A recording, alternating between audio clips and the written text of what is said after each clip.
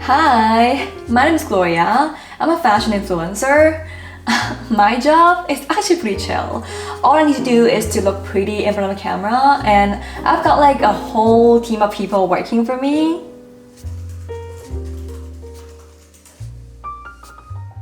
Hey guys, welcome to my channel.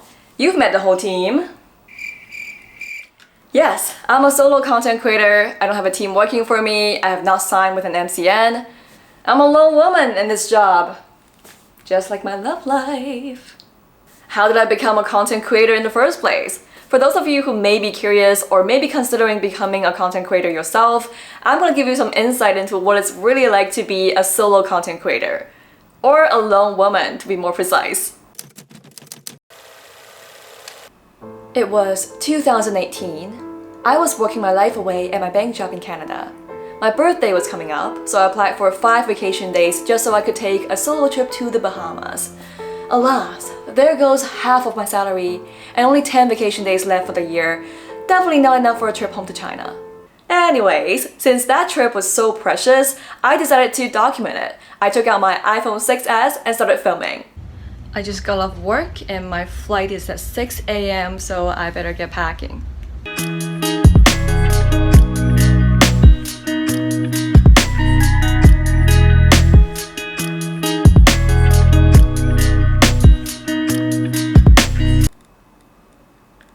That was my very first attempt at making videos. I didn't even own a camera because I didn't know how to use one. I just filmed with my old phone and slapped everything together on iMovie, and I felt pretty good about it.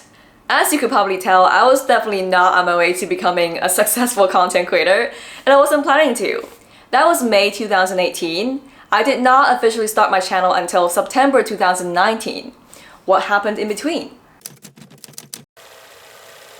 Some of you may have watched my How to Find Your Passion video and knew I eventually quit my bank job. Aside from not being passionate about my job, there was another reason. I wanted more freedom to travel around. Like, what if I want to go back to China and visit some other countries too? Well, that was pre-COVID. It was a different time then. As I have explained in another one of my video about finding direction when you feel lost in life, freedom is one of my most important personal values. It always has been and it always will be. Oh, by the way, a trick to keep people watching your videos is to keep referencing your previous videos. I didn't just quit my job and became a content creator. It was a long process. I would say the process actually started the moment I picked up my phone and filmed that super amateur video. Although I didn't know I could become a content creator back then, it definitely sparked my interest.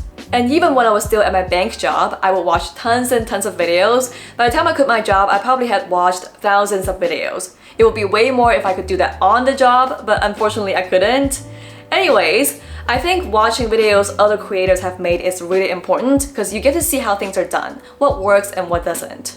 And during my unemployment period, although I was exploring different options, like I even took a mortgage agent license. I'm not shitting you, it literally says on my LinkedIn. I never actually stopped learning how to make videos in the meantime. I even bought myself a real camera. This Canon M50 was my first camera, my startup capital. I'm still using it. I took one photography class and learned how a camera functions. You know, ISO, shutter speed, aperture, and that's basically all I know now. And obviously, I would need to up my editing game too. I took a 3-hour course on Udemy and learned how to edit on Adobe Premiere. Again, it was super basic. Well, my editing skill is still pretty basic, but it gets the job done and that's all that matters. Now, equipped with my camera and my basic editing skills, was I ready to become a content creator? Well, not quite. I didn't know what content to make. That was actually where I got stuck for the longest time. Or I could say, I couldn't figure out what my purpose was. What is your purpose in starting a channel? I think that's the most important question to ask. Whatever it is you're trying to do, really. I've talked about purpose a lot on my channel, so I'm not gonna get into it too much today. Please refer to my previous videos. But I honestly think this is way more important than having fancy editing skills or the best camera on the market. When I finally decided to start my channel, I had a pretty clear purpose. I wanted to promote slow fashion because I did not agree with the overconsumption that the fashion industry promotes. And it wasn't just because I was trying to be morally correct. This is who I am. You can't fake something you don't believe in. So if you're looking to start a channel, I would say the first thing first is to find the one thing that you genuinely care about and focus on it for a while. Some people call it a niche. Sure, we could all be multi-passionate, but you need to be known for one thing first, and then you can expand from there. I started my channel in September 2019, right? And a few months later, COVID happened. Canada pretty much went into eternal lockdown since then. But it didn't really make a difference to me because I was basically just working at home all day anyway. I have spoken about this before. There's a lot of work that goes into a video, especially when you're doing everything on your own. First, you've got to come up with a topic, research it, and if you're anything like me, I like having a script, so I would spend a lot of time working on my script. Then you need to film the video and then edit the video, and I also have an additional step for translation. I'm finally starting to work with a translator now, but I did all the Chinese translation myself for the past 2 years. Now that I'm back in China, I can finally go outside. But the only difference is, instead of working at home all day, now I just work from a coffee shop all day. With this newfound digital nomad lifestyle, I recently discovered a lifestyle brand called Moft. I actually had a pretty in-depth conversation with their team.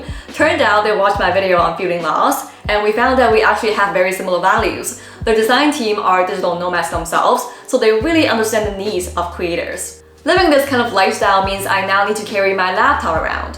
Well, I may be a minimalist when it comes to my own clothes.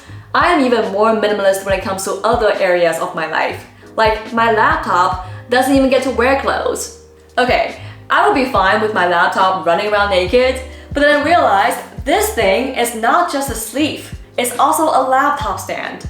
When you work at a coffee shop, sometimes the table will be too low and it could get uncomfortable after a while. With this 2-in-1 Moft sleeve, you could just fold it up and turn it into a laptop stand that doesn't take up any additional space. You could fold it at 25 degrees or adjust it to 15 degrees as you wish. This is truly brilliant. Who would have thought a laptop sleeve could also be used as a laptop stand? And don't worry, your laptop's not going to slip and die, because there's this little slot here that keeps it in place. As for your charger, you could also stuff it in here because this pocket is made of neoprene and it stretches quite a lot. Aside from the laptop stand, there's also the matching phone stand. This little thing could work as a MagSafe wallet. You could put your most used cards in here, like your identity card for when you need to take a plane. But it could also be turned into a phone stand like this, or like this. I didn't think I would need it because my phone's already got clothes on, although it's pretty ragged. But boy oh boy, this thing literally changed my life. When I do my makeup every morning, I like listening to audiobooks because I get to learn something in the meantime. Previously, I would just lay my phone flat like this, and it was pretty inconvenient every time I needed to unlock my phone to bookmark something. My phone literally couldn't recognize my face because all I could see was a ghost covered in hair. But now that my phone gets to stand up like this, it can finally recognize my face. So yeah, thank you Moft for helping my phone recognize I'm a person. But seriously, making use of your spare time with accessories like this could really boost your productivity, and you won't believe how much knowledge you could accumulate over time. When you work for yourself, no one's gonna tell you when to get up, no one's gonna force you to get to work. You can sleep till whenever you want and wake up to an empty bank account because salary doesn't come in every month anymore. And vacation days? What vacation days? I don't know her. Some people say quitting your job to work for yourself is literally quitting a 9-to-5 job to do a 24/7 job. As a content creator, I think that's true. I don't have weekends anymore, and even if I'm on a vacation, like I'm taking a trip somewhere, I'm always thinking about how to make a good video out of it, because content. So yeah, if you ask me what it takes to be a content creator, I would say the number one thing is discipline. Making content is a game of consistency, even if no one watches your videos, even when you don't feel like it. And you also need to know how to manage your time on your own. I made a video on time management. Am I overdoing it now? Anyways, personally, I use a physical calendar for my daily and weekly planning, and for longer term planning, I use Notion to keep track of everything, like my monthly goals, my ideas, and content schedule. Aside from just working your ass off, you also need to have the ability to constantly learn as a content creator. If you don't constantly update your knowledge base, at some point you're gonna run out of inspiration, and you're gonna become boring. Boring? I don't wanna become boring. As you could tell, being a solo content creator keeps me pretty busy. I'm literally doing a whole team's job. No wonder I've got no time for a relationship. But anyways, I make sure I carve out some time to learn something new each day. Like if I have additional time that day, I'll watch some videos and read some books before bed. If I'm too busy, then I'll squeeze out some time during the day, like when I'm doing my makeup or when I'm on my way to some places. The internet is full of interesting people. If you don't capture people's attention, someone else will. And that's good, because it pushes you to be better. I always believe that the market is a market. If your videos are not doing well, it's not because of the algorithm, it's because of you. And that leads to my next point. You've got to be able to detach from the outcome. When you put out your videos online, obviously you want people to watch them. And when you put so much effort into a video and it's not doing well, it hurts. It took me a long time to learn to detach myself from it. It still affects me sometimes, but I'm a lot better at it now. One thing you need to know is that your work is not you. Yes, it could be personal when your business is literally your face, but the videos you put out are your work. They're not you. They don't determine your worth as a person. When people don't watch your videos, it's not because they don't like you. It's just because they don't like your videos. Get on with it and make a better one next time. If you focus on the views, the likes, and especially the comments, it's gonna drive you crazy. Gary Vee famously said, if you can't hear the cheering, you can't hear the booing. Your focus should be on making the best content you could make at your current stage, not what everyone says about it. Well, meditation can help you detach. I made a video on... Okay, I'm gonna stop now. Being a content creator comes with its own challenges, but I'm incredibly grateful that I get to be a content creator. It opens up so many possibilities that I previously thought weren't possible, and I also get to meet lovely people like you.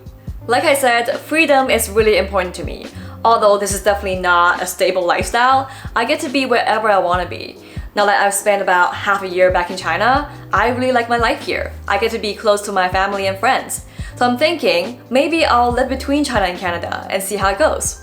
Oh, remember I told you I would have a work studio here? That is still happening. It's still in the works because we're doing everything from scratch. Here's a sneak peek of it. I guess we'll find out what it looks like next time I'm back. Okay, that's all the tea I'm spilling today. Thanks for watching to the end. Chinese New Year is coming soon, so happy early New Year to you. 提前祝你们春节快乐，和家里人过个好年。我们下期再见。